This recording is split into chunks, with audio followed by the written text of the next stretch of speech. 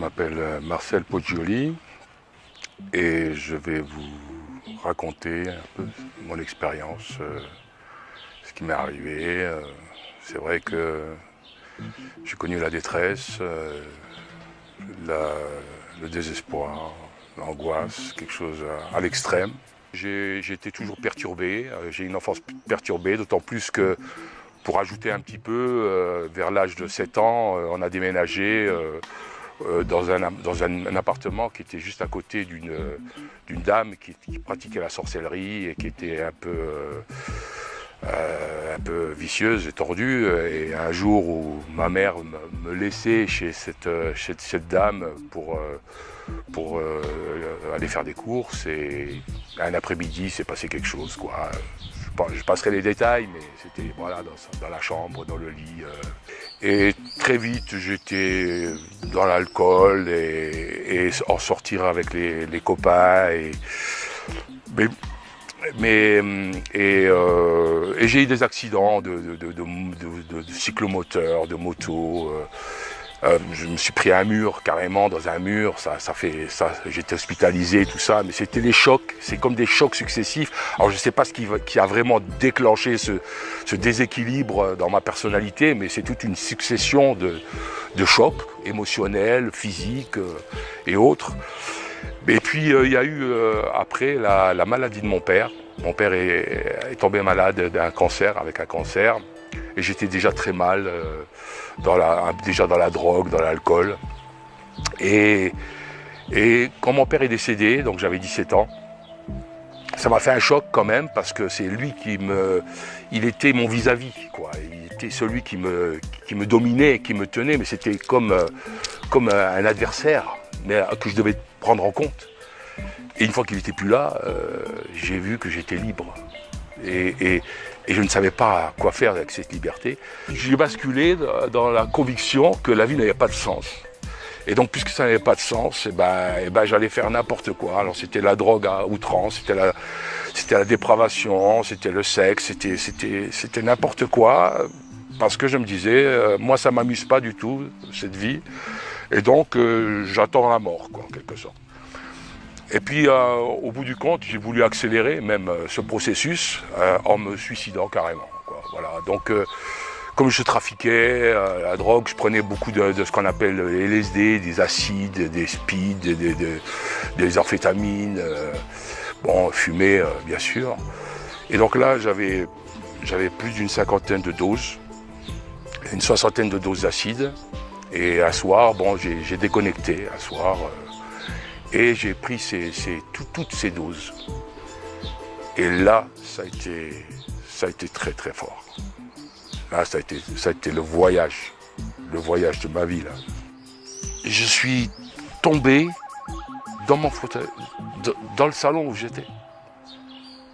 Et j'ai entendu un rire sardonique, démoniaque. Et là, j'ai compris que je m'étais fait piéger. Là, tout d'un coup, j'ai compris qu'il y avait quelque chose derrière que j'avais jamais vu, c'est que j'avais été manipulé. J'avais été manipulé jusqu'à me mettre à mort moi-même, quoi. Dans toutes mes idées, j'étais tenu dans une sorte d'aveuglement. J'ai eu l'impression de voir la mort venir vers moi, comme personnifiée. La mort qui venait me chercher. Et j'étais terrorisé. À ce moment-là, j'étais terrorisé parce que j'ai réalisé qu'en fin de compte, j'existais en dehors de ma condition physique. Il y avait quelque chose en moi qui était réellement là. Et ce quelque chose était appelé par la mort, quoi. Et que la mort, ça voulait dire que j'allais rencontrer. Et là, j'ai commencé à me dire, mais tu vas rendre des comptes. Tu vas rendre des comptes sur ce que tu as fait avec ta vie. À un moment donné, je me rends compte que la vie, ça m'a été donné. Et qu'est-ce que j'en ai fait? Et à un moment donné, je ne sais pas qu'est-ce qui s'est passé. J'ai comme l'impression qu'il y avait une trappe qui s'ouvrait en dessous. Et je suis tombé. Plus je tombais dans une espèce de puits énorme, noir, et plus je tombais, et plus tout ce qu'il y avait de bon en moi, que j'ignorais même parce que je ne l'utilisais pas, s'enlevait de moi. C'est-à-dire, je réalisais en fin de compte que toute la paix s'en allait, la joie s'en allait, tout ce que je pouvais encore avoir de bon, hein, de bien-être, s'en allait, se sortait de moi. C'est comme si quelque chose, un esprit sortait de moi, mais que ma vie sortait de moi, voilà. C'était la vie qui sortait de moi, jusqu'à ce que je tombe au fond de ce puits, et j'avais l'impression que je n'étais même plus un être humain, j'étais une sorte de résidu.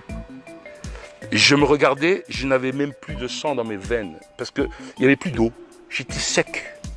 Et c'est comme si tout ce qui était mauvais en moi, je devenais identifié à cela. C'était un endroit qu'on ne peut pas décrire, tellement c'est horrible.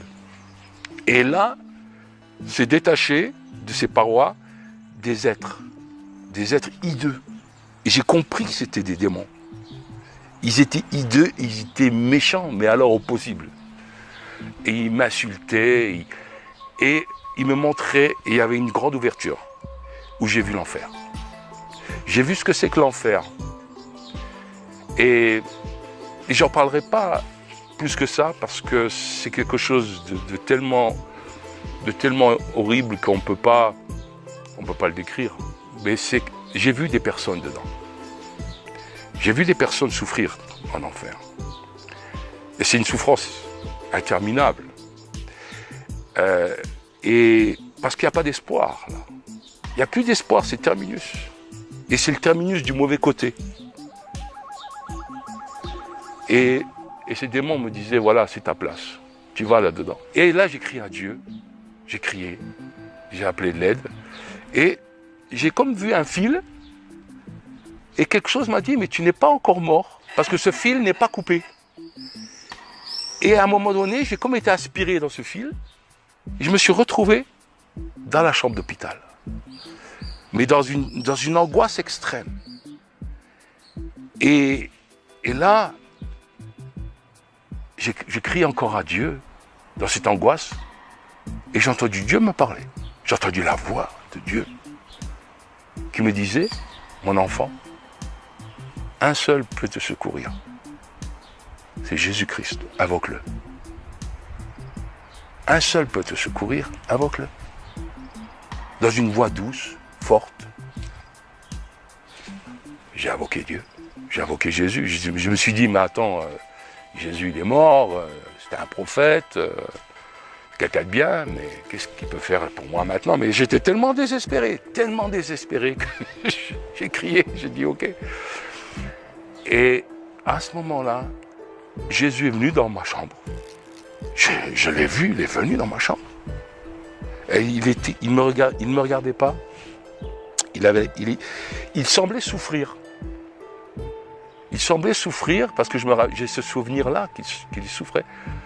Et à un moment donné, il s'est tourné et il m'a regardé. Et quand il m'a regardé, c'est une révélation extraordinaire. Parce que moi, je ne croyais pas en l'amour.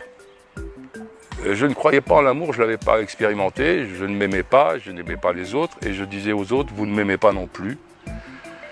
On est complices, on fait des choses ensemble, ou alors on se hait, mais on ne s'aime pas. L'amour n'existe pas, c'est un leurre, c'est une manipulation. C'est un concept qu'on utilise pour manipuler. Mais là, j'ai rencontré l'amour. Son regard vers moi, je savais qu'il m'aimait. Et je savais que il y avait une sorte de tristesse, de compassion. Il souffrait de me voir comme ça. Il souffrait à cause de moi. C'est à cause de moi qu'il souffrait, mais il y avait son amour qui passait. Il m'aimait, il m'aimait par-dessus tout. Et ça, c'est un peu hallucinant, mais j'ai eu de la joie. J'ai eu un reflet. J'ai eu quelque chose qui m'a traversé. J'avais trouvé le sens de la vie. Ce sens de la vie qui m'échappait toujours, c'est parce que je ne connaissais pas l'amour. Le sens de la vie, il est dans l'amour. Il n'est pas dans autre chose. Il n'est pas dans le sexe, ni dans les sensations, ni dans les expériences, parce que tout ça, on sait très bien que ça va finir. Mais l'amour ne finit pas. Et j'ai compris que l'amour venait de Dieu. J'ai compris que le vrai amour, la vraie notion d'amour, la vraie expérience d'amour, et que Dieu m'aimait.